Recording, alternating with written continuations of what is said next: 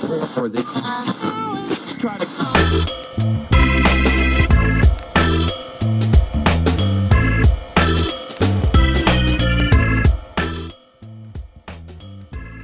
We're back here for segment 3 with Jim Kapp of Kapp Communications.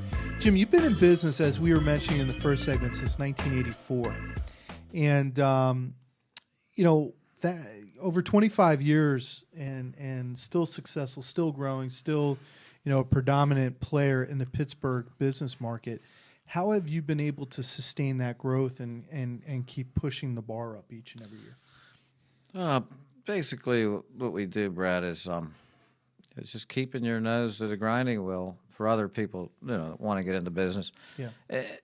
And I'm a believer in history. You look at history, does it repeat itself? Yes. Mm-hmm. Does it repeat itself in anything? Yeah, especially business. Yeah. It just keeps coming at you. So how do you grow? I mean, what's been your marketing approach, especially in today's market where things are so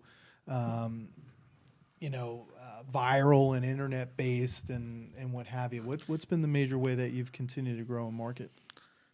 Well, you kind of grow with ideas. I mean, but basically, it's getting back to what we said in another segment, and that is you go on and see what works the best, and you just keep refining that. Yeah. I mean, what's working the best for you now, though? What's working the best now is like the radio advertising. We do 104.7 a lot and KQV together. Yeah.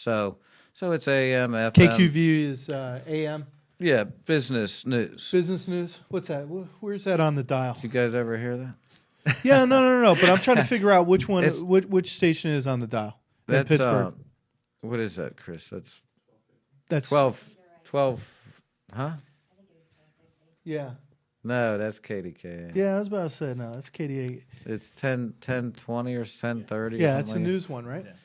Yeah. 10:20. Yeah, and so we've been on there 13 years. So what happens is people go on the internet, they do a search, and they just say, I know that name from somewhere. Yeah. So they've heard of us mainly through the radio or through friends or people that are happy with their telecommunications equipment with us. So word of mouth. So yeah, a lot of word of mouth. Yeah. We still get a lot of people just call and say, "Hey, I was referred to you." Yeah. Sometimes it's 2 times. Do you have a week, certain 3 budget times. that you commit each year to advertising? Yeah, and we do. And the reason we do that is because one year we quit. We just said, we don't need to spend this money. Let's save this money. Really? Okay. Things went down. They just did. Really? Yes, it did. That's a true story. And the next year, we're like, not a dollar amount, but from a revenue standpoint, how much do you commit to marketing as a percentage? Is it 5%, 10%, 2%? 5. 5% of revenue? Yeah, 4 to advertising. 5. Yeah, I would say that. So you try to save that 5%. And it cost you more than 5, huh? It really does because we tried it. Yeah. Been there, done it, and so, it's kind of funny. People always sit there. You think about companies like McDonald's, right? And you sit there. Why the hell do they advertise? I mean, if you don't know if you don't have, 1 or 2 McDonald's in your hometown, and you don't know what McDonald's is by now, where the hell you been?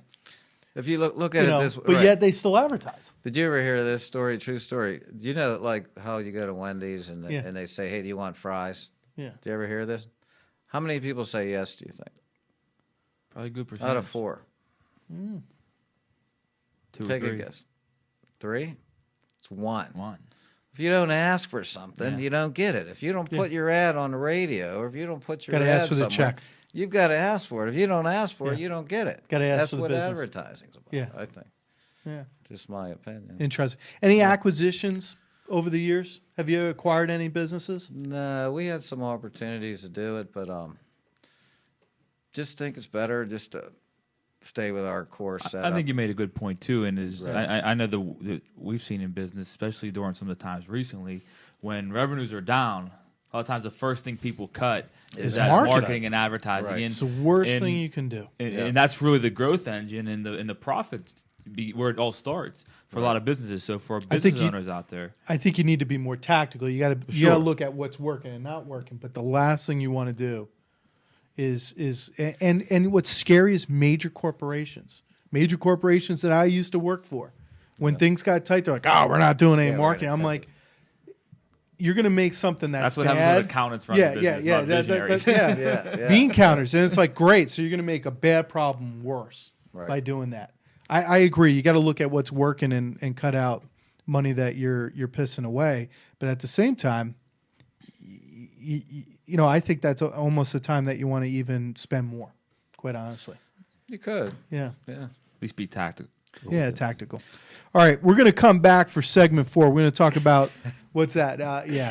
We're going to talk about. He's trying to keep me to which is a difficult task as you to somewhat of a time schedule. We're going to come back. We're going to talk about sort of teachable moments, some of your learnings, some of your biggest mistakes, what to avoid, and what have you. And in segment 4, and once again, website.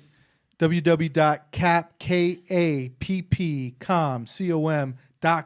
Kappcom.com. Also want to mention, Jim said he has a unique disaster recovery program for businesses out there. If you don't have one in place or need to get a second opinion on yours, definitely check out Jim and the website. That's what makes you unique, right? Yes. Absolutely. As well as any free consultation to see if they can save you money on what you're currently doing. So definitely check them out. They've helped a lot of people in this area. And your daughter Christina, who has left you to deal with Nick and I by yourself today. If you actually go to Kapp Communications website, Christina, aren't you the host of the virtual classroom?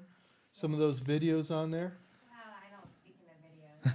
But you can, she's on the website though. She's trying to be nice.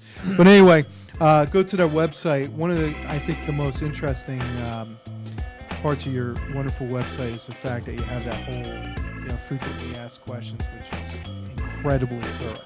It's an awesome website. So come on back for the 4th segment. We'll be right back with you with Jim Kapp at Kapp Communications.